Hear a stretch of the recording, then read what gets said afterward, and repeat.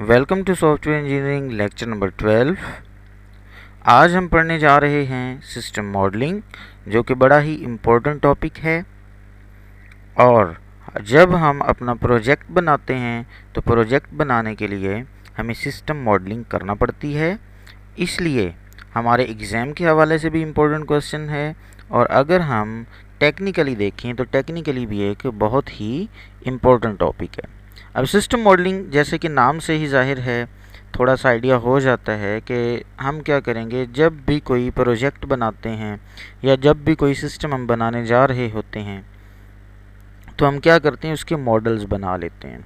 Models मतलब उसकी हम डिज़ाइनिंग, सिंपल वर्डिंग में हम कह सकते हैं कि हम अपने सारे सिस्टम की, सारे प्रोजेक्ट की क्या करते हैं, डिज़ाइनिंग करते हैं। और डिज़ाइनिंग के लिए अगर लास्ट 4-5 लेक्चर आप लोगों ने सुने हों तो उसमें मैंने यूएमएल डायग्राम्स आपको बताई थी कि कौन कौन से यूएमएल डायग्राम्स हैं जो कि यूज़ करते हुए हम डिज़ाइनिंग कर सकते हैं। ठीक है जी। तो सिस्टम मॉडलिंग में भी हम क्या करते हैं, डिफरेंट मॉडल्स बना लेते हैं अपने सिस्टम के, जिससे हमें ये फ़ायदा होता है कि हम अपने सिस्टम की वर्किंग को आसानी से समझ सकते हैं और डिज़ाइनिंग को यूज़ करते हुए हम मतलब आसानी के साथ उसकी कोडिंग भी कर सकते हैं। उसके साथ साथ अगर हमने अपने यूज़र से, मतलब अपने कस्टमर के साथ कम्युनिकेशन करनी हो तो उन मॉडल्स की बिना पर हम उसके साथ कम्युनिकेशन कर सकते हैं। मतलब हम उसको मॉडल दिखाएंगे और उसे कहेंगे कि कुछ इस तरह का सिस्टम आप बनाना चाह रहे हैं, आपकी रिक्वायरमेंट्स ये हैं, तो फिर मतलब हमारे लिए समझना ये चीज़ आसान हो जाएगी कि अगर तो यूज़र को उसमें कोई इशू नज़र आएगा तो वो हमें उसी वक्त बता देगा कि नहीं, मैं इस तरह का मॉडल नहीं बनाना चाह रहा, थोड़ा सा डिफरेंट है। तो क्या होगा कि हम डिज़ाइन प्रोसेस में थे तो हम क्या करेंगे, उसके डिज़ाइन में जो भी चेंजिंग करनी है वो चेंजिंग कर सकते हैं। ठीक हो गया जी। चले ज़रा हम देखते हैं। System modelling is the process of developing abstract model of a system. कि किसी भी सिस्टम का जो एब्स्ट्रैक्ट मॉडल होता है उसको हम क्या नाम देते हैं, सिस्टम मॉडलिंग का नाम। with each model presenting a different view or perspective of that system। और उन डिफरेंट मॉडल्स को यूज़ करते हुए हम क्या करते हैं, अपने सिस्टम को रिप्रेजेंट कर रहे होते हैं, प्रेजेंट करते हैं। हम देखते हैं, मतलब खुद भी उसको समझते हैं और अपने यूज़र के साथ भी कम्युनिकेशन करके उसको भी समझाने की कोशिश करते हैं कि हम कुछ इस तरह का सिस्टम बनाने जा रहे हैं। It is about representing a system using some kinds of graphical notation. ठीक है जी। रिप्रेजेंटेशन के लिए हम क्या करते हैं, कुछ हमारी ग्राफिकल नोटेशंस हैं उनको यूज़ करते हैं।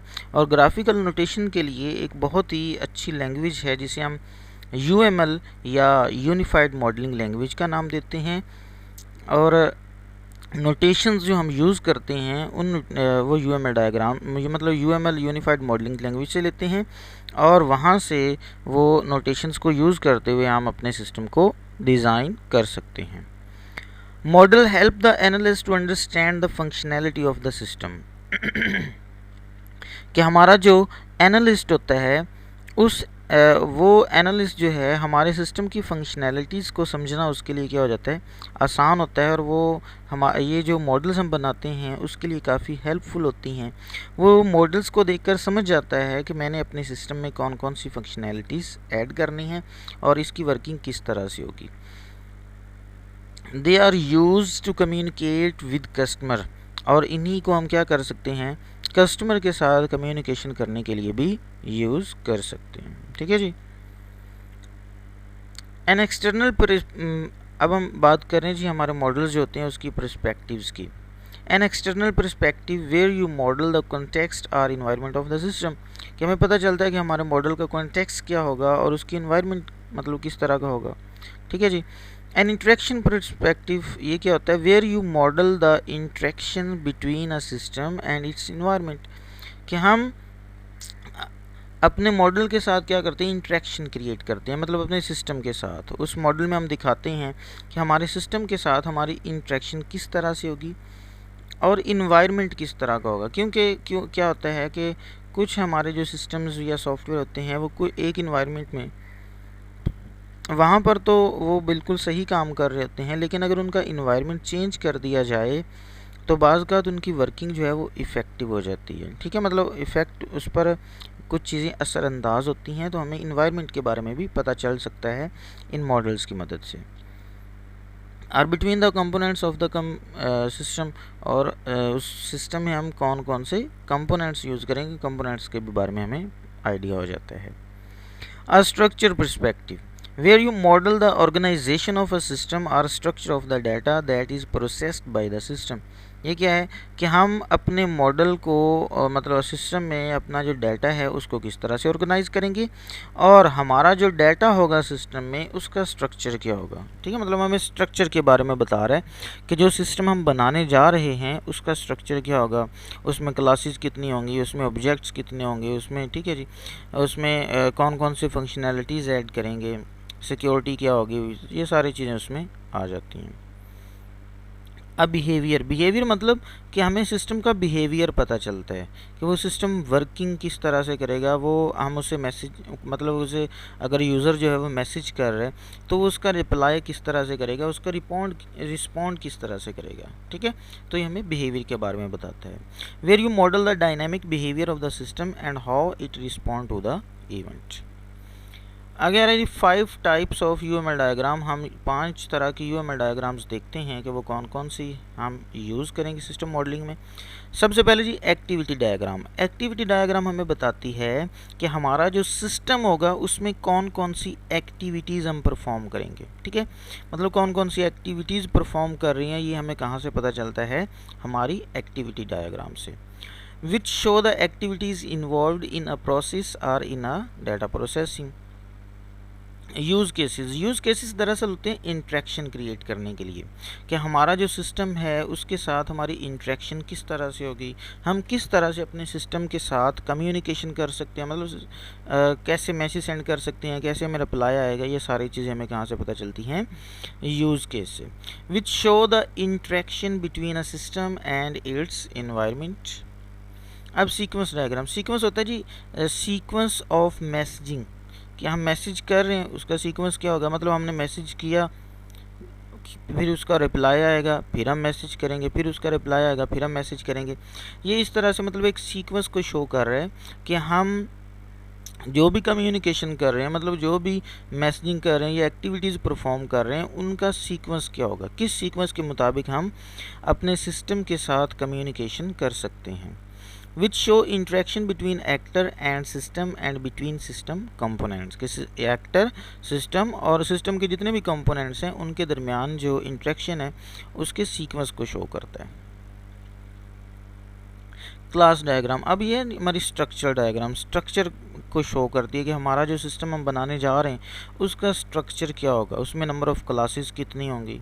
ठीक है जी, और हर क्लास में उसके ऑपरेशंस कौन कौन से होंगे, और हर क्लास की जो एट्रीब्यूट्स हैं वो कितने होंगे। ठीक है, मतलब हमें इन चीज़ों के बारे में आइडिया होता है। मतलब सिंपल हम कह सकते हैं कि क्लास डायग्राम इस चीज़ को शो करती है कि हमारा जो सिस्टम हम बनाने जा रहे हैं उसमें क्लासेस कितनी हैं, उसका स्ट्रक्चर क्या है। ठीक है, विच show the object classes in the system and association between these classes, कि ऑब्जेक्ट क्लासेस कौन कौन सी हैं और उनके दरमियान एसोसिएशन क्या है। क्योंकि जब हम ऊप में काम कर रहे होते हैं, कोडिंग करते हैं, तो वहाँ पर हम क्लासेस बना रहे होते हैं। ठीक है, तो हमें क्लासेस का आइडिया, जब हम क्लास डायग्राम बनाएंगे तो हमें इजीली पता चल जाएगा, हमें ऑलरेडी पता होगा कि हमने अपने इस पूरे कोड में इतनी क्लासेस बनानी है। State diagram. State show the state of system, system की स्टेट को शो करती है कि हमारा सिस्टम जो है वो किस तरफ मूव कर रहा है, हमारे जो मैसेजिंग है वो किस तरफ जा रहे हैं। ठीक है, हमारी स्टेट, हमारा जो पूरा सिस्टम है उसकी स्टेट को शो करेगा। Which show the system reacts to internal and external event, कि हमारे इंटरनल इवेंट और एक्सटर्नल इवेंट के साथ वो किस तरह से रिएक्ट करेगा, ये कौन हमें बताता है, ये कौन चीज़ शो करता है जी, स्टेट डायग्राम। ठीक है, ये हमारी 5 तरह की डायग्राम्स थी और इनको बनाना बड़ा ज़रूरी है और ये बड़ी इम्पोर्टेंट भी हैं। अगर आप लोगों ने इनके, मैंने सभी के 1 बाय 1 डिटेल के साथ लेक्चर्स बनाए हुए हैं, अगर आप लोगों ने वो नहीं सुने तो वो इससे पहले आप सुनिएगा। ठीक है, फिर आपको इजीली मतलब इनको इस टॉपिक को समझना आपके लिए थोड़ा सा आसान हो जाएगा अगर आप उन सब के लेक्चर्स पहले से सुन लेंगे। वैसे भी बड़ा इम्पोर्टेंट हमारी ये डायग्राम्स हैं, क्योंकि जब हम एक तो हमारा एग्ज़ाम में इनमें से कोई ना कोई क्वेश्चन आने के चांसेस होते हैं। एक आपको केस स्टडी मिलेगी और उसमें कहेंगे कि फ़लाँ डायग्राम बना दें, एक भी हो सकती है, दो भी हो सकती हैं, ठीक है। और उसके साथ साथ आपका जब फाइनल ईयर प्रोजेक्ट होगा, तो फाइनल ईयर प्रोजेक्ट में जब हम डॉक्यूमेंटेशन करते हैं, तो डॉक्यूमेंटेशन में ये सारे डायग्राम्स हमें बनाना पड़ती हैं। और अगर हमें बनाना आती होंगी तो इनफैक्ट तभी हम अपने डॉक्यूमेंट खुद कर सकते हैं, ठीक है। Model of both new and existing system are using during requirements engineering, कि हम जो हमारे ओल्ड मॉडल होते हैं या हमारे जो सपोज़ हम एक ऐसे सिस्टम पर काम कर रहे हैं जो कि पहले से एग्जिस्ट करता है और उसमें कुछ हम इम्प्रूवमेंट करना चाह रहे हैं, तो इनफैक्ट जो पहले से सिस्टम वहाँ पर एग्जिस्ट करता है उसके मॉडल्स हम यूज़ करेंगे।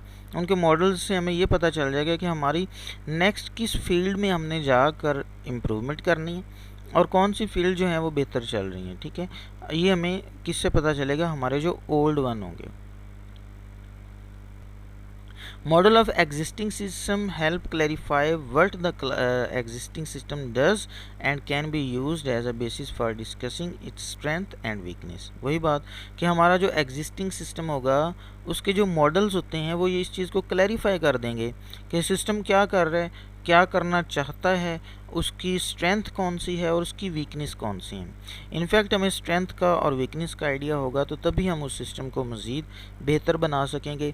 हमें वीकनेस का आइडिया होगा तो हमें पता होगा कि हमने कौन कौन सी फील्ड्स में मतलब उनको बेहतर करना है। स्ट्रेंथ जो है उनमें मतलब अगर मज़ीद इम्प्रूवमेंट कर सकते हैं तो ठीक, अदरवाइज स्ट्रेंथ हो बेहतर चल रही होगी, इनफैक्ट वो फील्ड अच्छी चल रही होंगी, लेकिन वीकनेस को इम्प्रूव करना ज़रूरी होगा।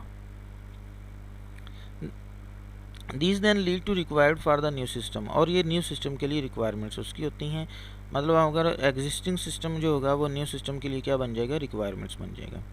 Models of new system are used during requirements engineering to help explain the proposed requirements to other system stakeholder, कि हमारा जो न्यू सिस्टम होता है उसकी जो उसके मॉडल्स होते हैं वो जब हम स्टेक होल्डर के साथ कम्युनिकेशन करते हैं, बातचीत करते हैं, तो उनको समझाना हमारे लिए आसान हो जाता है और हमारी ये मतलब रिक्वायरमेंट्स के मुताबिक हम बनाते हैं कि हमारे सिस्टम की जो रिक्वायरमेंट्स थी, जो हमारे स्टेक होल्डर ने हमसे कहा था कि हम इस तरह का सिस्टम बनाने जा रहे हैं, तो हम अपने न्यू मॉडल्स को उन रिक्वायरमेंट्स के मुताबिक बनाते हैं और वो हमारी रिक्वायरमेंट्स की मतलब स्टेक होल्डर जो है, हमारा जो कस्टमर है, उसने हमसे जो चीज़ें रिक्वायर्ड की हैं उसकी मतलब उसका व्यू पेश कर रहा होता है, ठीक है, उसके मुताबिक होती हैं।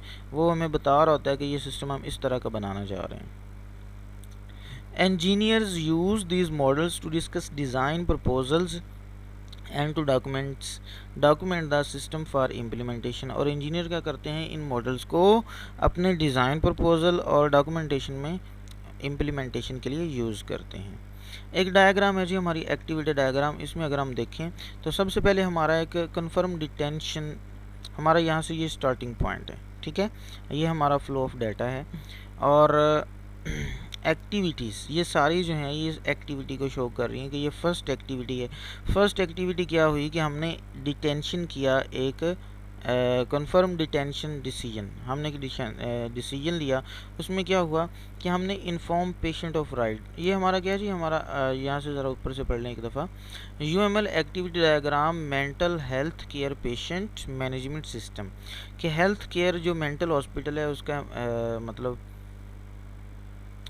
उसकी मैनेजमेंट है, हॉस्पिटल है, और उसमें हम डिफरेंट सबसे पहले हम क्या कर रहे हैं कि कन्फर्म डिटेंशन डिसीजन, हमने सपोज करें कि हमने एक मरीज़ को पकड़ लिया है, पेशेंट को पकड़ा है, ठीक है, और उसके बाद क्या हुआ, इन्फॉर्म पेशेंट टू राइट, कि हम उसके पेशेंट्स के राइट्स के बारे में उसको इन्फॉर्म करेंगे।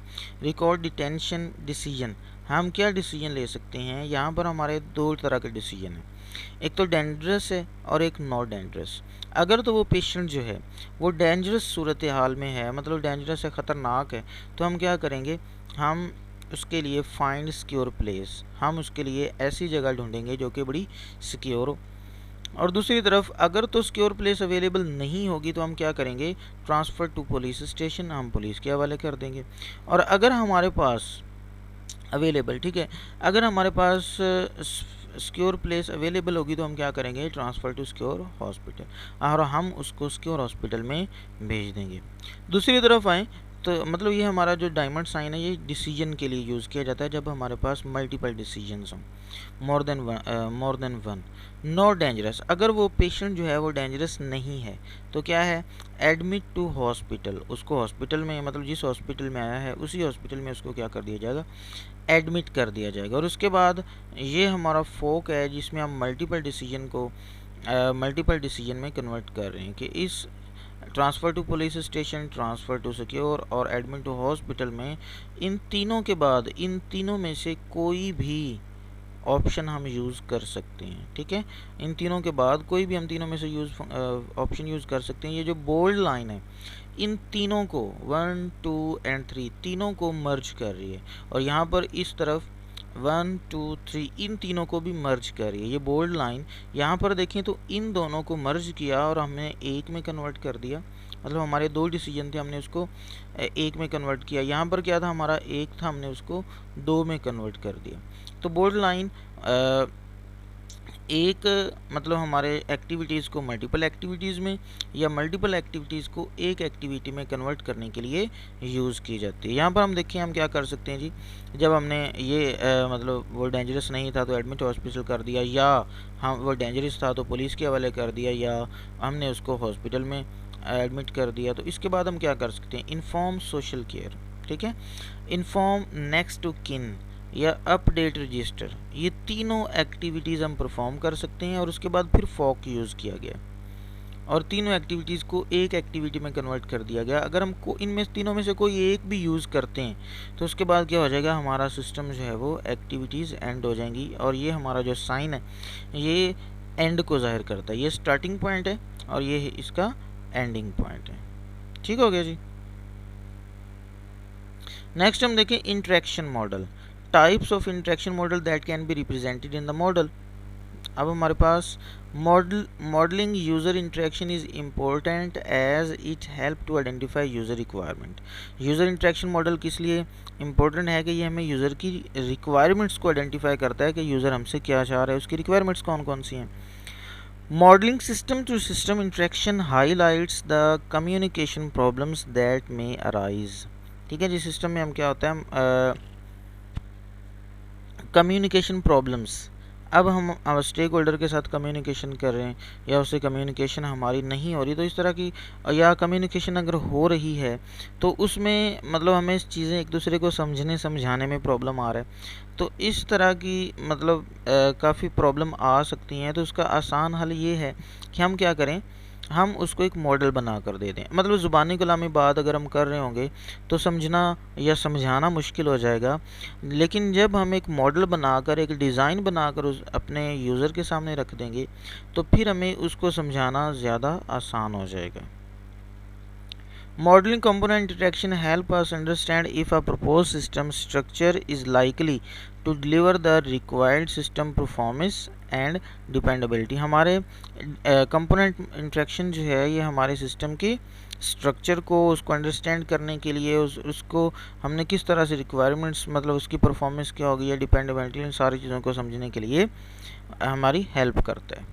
यूज़ केसेस क्या होते हैं, हमने पहले बात की कि ये इंटरेक्शन मॉडल्स हैं, हम अपने सिस्टम के साथ किस तरह से इंटरेक्ट हो रहे हैं ये इन चीज़ों को शो करते हैं। Use cases were developed originally to support requirements elicitation and now incorporated into UML। Each use case represent a discrete task that involve external interaction with the system, कि हम सिस्टम के साथ क्या करें, इन एक्सटर्नल इंटरेक्शन क्रिएट कर रहे हैं। Actor in a use case may be people or other system.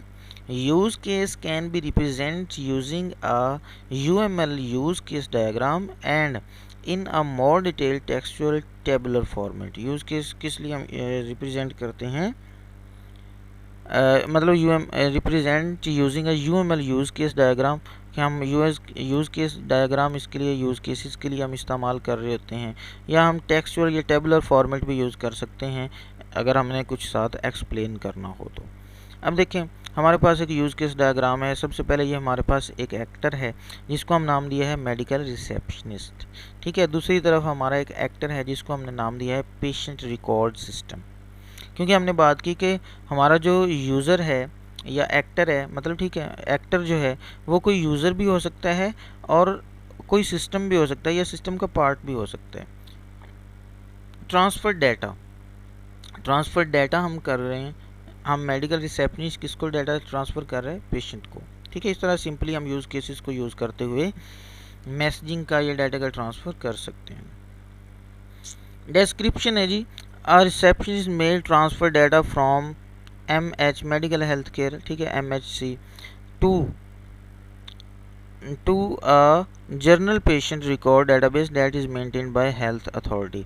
कि हम क्या कर सकते हैं, हमारा जो रिसेप्शनिस्ट है वो क्या कर सकता है, डाटा ट्रांसफ़र कर सकता है जर्नल पेशेंट का, मतलब हर पेशेंट का डाटा किधर ट्रांसफ़र कर सकता है, मेडिकल जो हेल्थ अथॉरिटी है, ठीक है, हेल्थ अथॉरिटी है उनकी, मतलब उनकी जो डाटाबेस है वहाँ पर। द इंफॉर्मेशन में ट्रांसफ़र में either be updated personal information, और हम क्या कर सकते हैं, उसकी पर्सनल इन्फॉर्मेशन को अपडेट किया जा सकता है, जैसे उसका एड्रेस, उसका फ़ोन नंबर वगैरह, ठीक है, ये सारी चीज़ें। Actor medical receptionist patient record system, ये हमारे क्या हो सकते हैं, मेडिकल रिसेप्शनिस्ट हो सकता है, पेशेंट हो सकता है, या रिकॉर्ड सिस्टम, ये हमारे क्या हैं, ये एक्टर हो सकते हैं। प्री कंडीशंस क्या होंगी, patient data has been collected, हमने कलेक्ट किया पर्सनल इन्फॉर्मेशन, ट्रीटमेंट समरी, ये सारी क्या है, ये हमारी प्री कंडीशंस हैं। The receptionist must have appropriate security permission to access the patient information and PRS, ठीक है जी, मतलब हमारा सिक्योरिटी परमिशन, हमारा जो मतलब पेशेंट होगा उसकी सिक्योरिटी के लिए हम काम करेंगे। Precondition PRS has been updated, हम उसकी जितनी भी रिपोर्ट्स हैं उनको अपडेट, मतलब उसका रजिस्टर है उसको अपडेट कर देंगे। मेन सक्सेस सिनेरियो, इसमें हम देखें तो receptionist select the transfer data option from the menu, data transfer करने के लिए ऑप्शन मेन्यू से वो क्लिक करेगा। उसके बाद PRS verifies the security credentials of the receptionist, PRS verify क्या करेगा, उसकी रिसेप्शनिस्ट की सिक्योरिटी को वेरीफाई करेगा। Data is transferred, data transfer हो जाएगा। PRS हैज़ बीन अपडेटेड, और जो भी उसमें हमने PRS में चेंज करना होगा वो चेंज कर दिया जाएगा। The receptionist does not have the necessary, extension की हम बात करें, the receptionist does not have the necessary security credential, अगर कोई उसको नेसेसरी सिक्योरिटी क्रीडेंशियल नहीं है तो क्या हो जाएगा, an error message is display, तो एरर मैसेज आ जाएगा। The receptionist back out the use case, और वो यूज़ केस से बाहर चला जाएगा।